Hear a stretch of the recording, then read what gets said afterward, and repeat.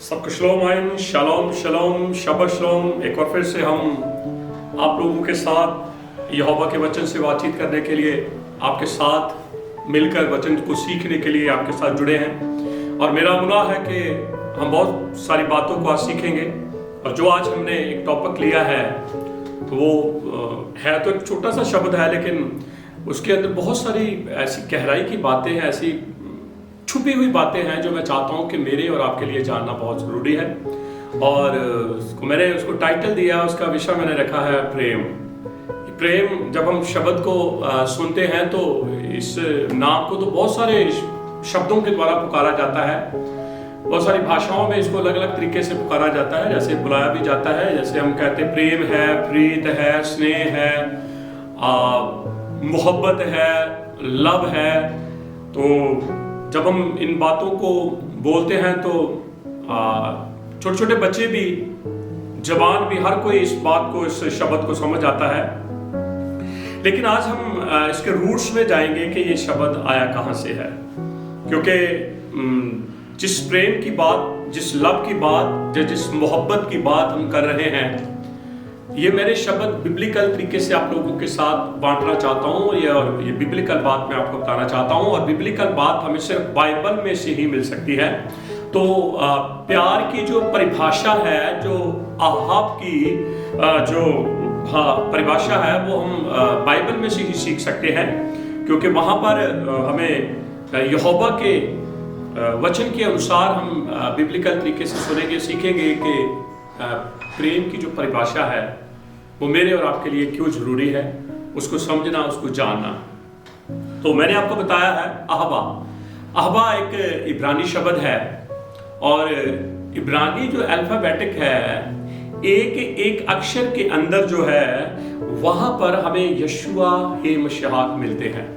अगर हम एल्फ देखें हमें वहां भी यशुआ मिल जाते हैं। अगर हम हे देखें वहां भी हमें यशुआ मिल जाते हैं। अगर हम बेथ देखें वहां भी हमें यशुआ मिलते हैं। अगर हम हे देखें फिर उसके बाद भी हमें वहां भी यशुआ मिलते हैं। तो कहने का अर्थ है, यदि हम बाइबल का कोई भी अक्षर ले लें तो यशुआ हमें नजर ही आएगा। क्योंकि उद्धार यशुआ के बिना नहीं है, उद्धार यशुआ ही के द्वारा है।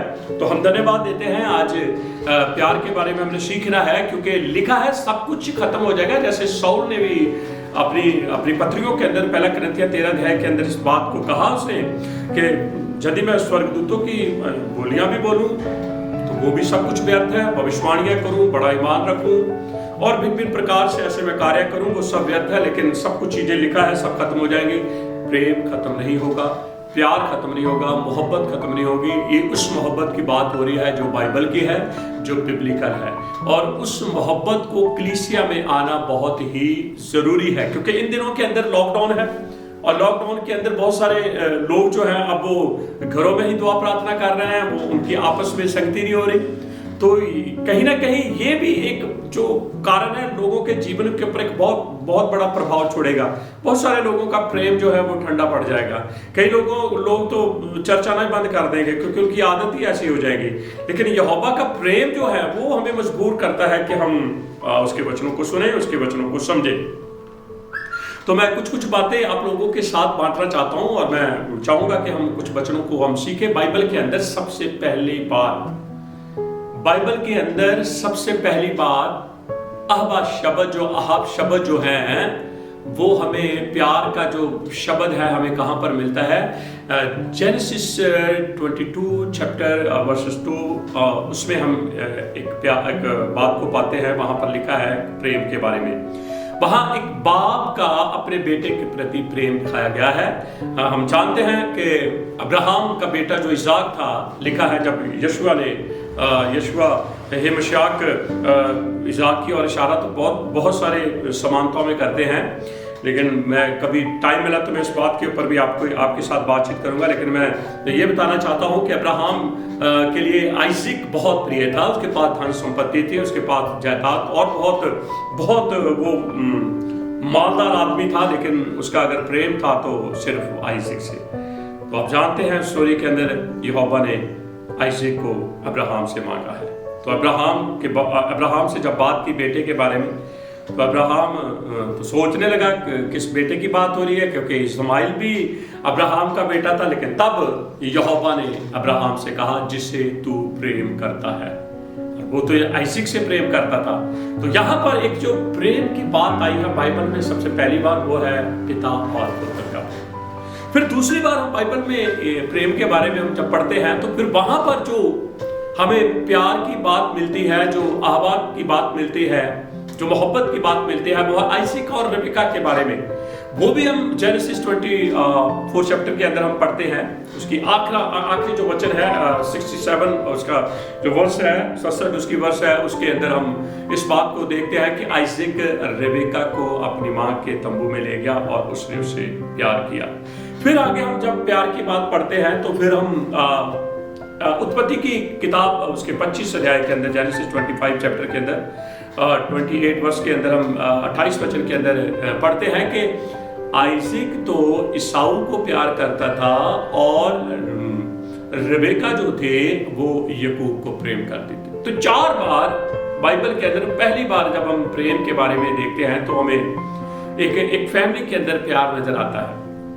लेकिन जिस बात के ऊपर मैं आपको विषय जो मैंने लिया है, वो जो मैं आपको बात बताना चाहता हूं, समझाना चाहता हूं, जहां हम सीखना चाहते हैं, क्योंकि 4 अक्षर ऐसे हैं इब्रानी भाषा के। पहले नंबर पे है अलफ, और दूसरे पे है बेत, और तीसरे पे है हे। इसे हम कहते हैं अहाबा, लेकिन एक और हे इसके अंदर डाला गया है। फिर जब हम उसे पढ़ते हैं तो फिर 4 अक्षर और बनते हैं हमारे लिए, अलफ हे बेत हे। पहले 3 अक्षर है अलफ बेत हे, फिर है अलफ हे बेत हे। तो यहाँ जब हम इन 4 अक्षरों की पिक्टोग्राफ देखते हैं, एक तस्वीर देखते हैं, एक पिक्चर देखते हैं, तो अलफ जो है वो एक बैल के सिर को दिखाता है, और फिर हे जो है एक ऐसा व्यक्ति है जो अपने हाथ खड़े करके वर्शिप कर रहा है या प्रेस कर रहा है यहोवा की। उसके आगे बेत है, और बेत जो है कि घर की तस्वीर है, उसके पीछे फिर एक हे है, एक और व्यक्ति फिर दिखाया गया है कि जो अपने हाथ खड़े करके यहोवा की प्रेस करता है। ये मैं इसलिए बता रहा हूं क्योंकि यहोवा की ये बहुत बड़ी प्लानिंग थी, और यहोवा ने इसके अंदर एक बहुत सारा रहस्य छुपा के रखा था। और मैं विश्वास करता हूं कि अंतिम दिनों में ऐसा कोई भी भेद नहीं रहेगा कि जो भेद लोगों के ऊपर ना खुले। हर भेद यहोवा अपने लोगों के ऊपर खोलेगा। और हम देखते हैं कि जब इन चारों अक्षरों को हम पिक्टोग्राफ में देखते हैं, तो आप स्क्रीन के ऊपर भी अक्षरों को देखेंगे, आपको बैल का सिर नजर आएगा, फिर आपको एक व्यक्ति नजर आएगा जिसके हाथ स्वर्ग की ओर उठाए हुए खड़ा है, फिर एक घर की तस्वीर नजर आएगी, और फिर एक हे की तस्वीर नजर आएगी जो एक व्यक्ति हाथ उठाए खड़ा है।